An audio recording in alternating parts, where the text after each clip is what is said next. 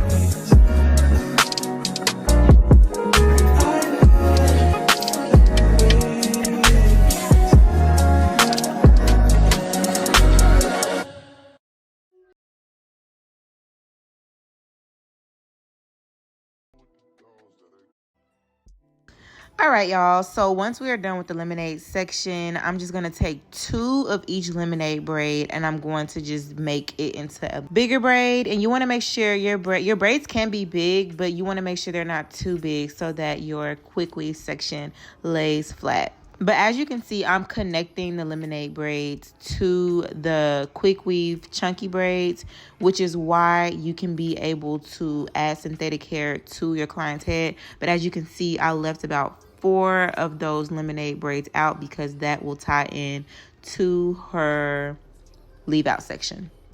Then I'm just going to take a crochet needle and kind of just crochet the hang time braid into the other braids so that it can lay completely flat.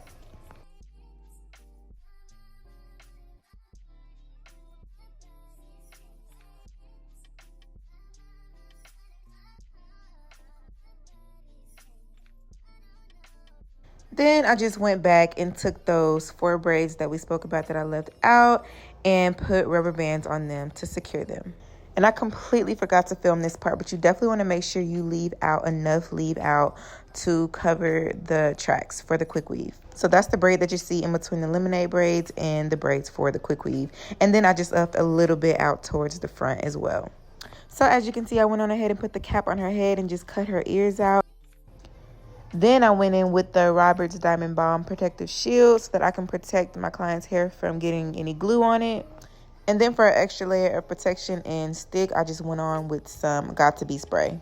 I actually had to go back and end up putting more of the protective shield onto my client's head because I did not put enough at all before cutting it. But yeah, that was a full-on long process because it takes a little bit for the bond to dry, but ultimately ended up drying. And now, as you can see, I'm just cutting off the cap.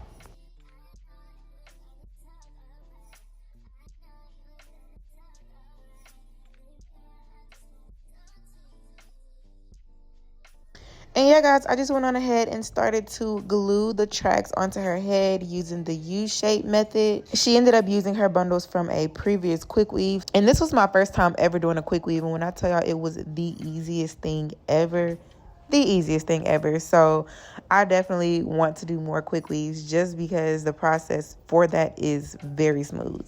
Now, of course, a sew-in will definitely last longer, but you know, to each his own. And honestly, with the sew-in, it slows me all the way down. So with a quick weave, it definitely made this process go by quick.